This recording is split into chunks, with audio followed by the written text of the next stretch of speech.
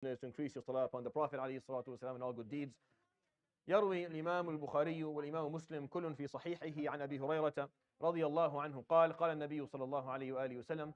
The hadith tonight, collection of both Imam Bukhari and Muslim, narrated by Abu Hurairah. And this is the final hadith that I'll be talking about, the concept of Istiqamah, or incorruptibility, or anti-corruption. I'll start a new theme, inshallah, next week.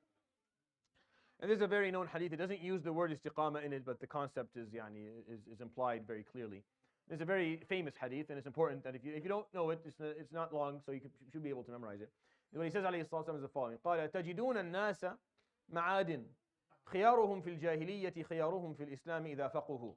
So the first part of the hadith, he said, عليه الصلاة والسلام, you'll find people to have natures, to have معدن. معدن is a metal. So when he says معادن, you'll find people to be معادن. You find people to have specific innate natures, meaning they're what they're made of. We use this in English as well. What are you made of? And is it gold or some other useless? Is it tin? But they use this type of this concept is used almost cross-culturally in general. And Islam, and the Arabs use the same. And the Prophet ﷺ, that's what he meant in his that people have innate natures. خيارهم في الجاهلية, the best of them during the time of Jahiliyyah. خيارهم في الإسلام إذا فقهوا, will be the best people in Islam if they learn, if they educate themselves and understand the deen. Because if they're naturally have good ethics, if they're good people in general, I mean they figured out the ethical code, they figured out how to be, for example, righteous or just or mustaqim, for example. If they figured that piece out, they figured out these basic core values, then if they accept Islam, it'll only make them better. They'll become, we know that, and that Islamically, when we look at the Sahaba, we know for sure that the people who were excellent during Jahiliyyah, those who accepted Islam amongst them were way ahead. Even if they accepted late, even if they came in a decade late, they would still make it ahead because of the fact that they had those innate good natures, good qualities. تجدون الناس معادن خيارهم في الجاهلية خيارهم في الإسلام إذا فقهوا وتجدون خير الناس في هذا الشأن أشدهم له كراهية. And you'll find the best of the people, with best Muslims, in carrying في هذا الشأن, what he means in carrying the deen and da'wah, are the ones who hated it the most initially. أشدهم له كراهية. And you say, well, what was that? Because you think about this, it makes no sense. No, it makes a lot of sense actually. It makes a lot of sense because the person who didn't like it up front was committed enough to make it clear they didn't like it. They were committed enough to theology, they were committed enough to ideology, they were committed enough to the seriousness of religion that they were willing to openly be against it. So when they accept Islam, they're willing to openly be with it. They're not indifferent. They're not that gray group of people. Forgive me, that useless group of people.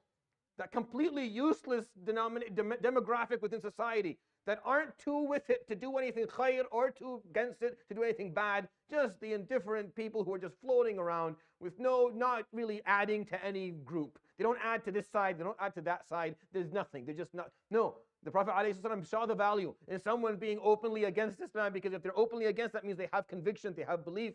If they find the light in La ilaha illallah, they will switch.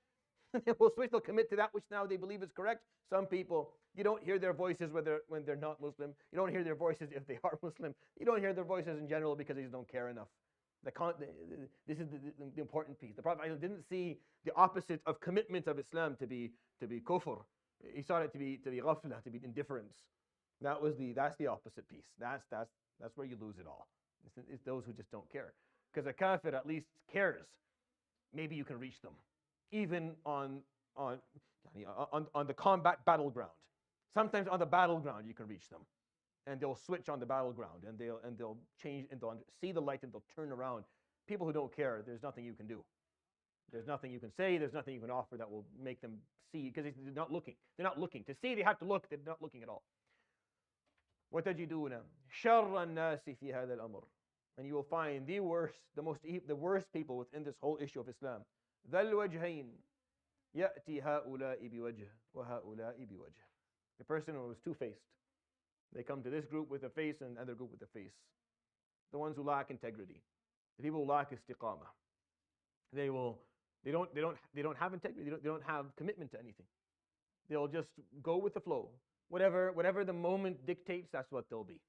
Whatever is cool or popular at the moment, that's what they'll do. Whatever suits the people that they're in contact with, and that's what they'll sing. That's the song they'll sing. They'll dance the dance just tell me what the rhythm is. Give me the beats and I'll dance for you. It doesn't make a difference. شر الناس, the worst people for this deen. الوجهين, the person who has no integrity, has no istiqamah. There's no path they're walking on. So just what is it that you need? What's popular now? What's cool now? That's what we'll do. What is it cool to be a part of today? Then that's what we'll talk about, and that's what we'll belong to. That's useless. That's useless. when you're not principled, there's no point. Islam is only useful to people who see it as a principled social movement of reform.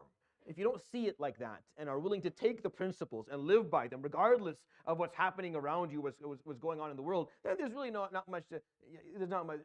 They'll be Muslim. The Prophet didn't say that they're not Muslim. قال وتجدون شر الناس في هذا الشأن. The ones who are the least helpful, the people who cause the most problems. الوجهين, the person who's just two-faced.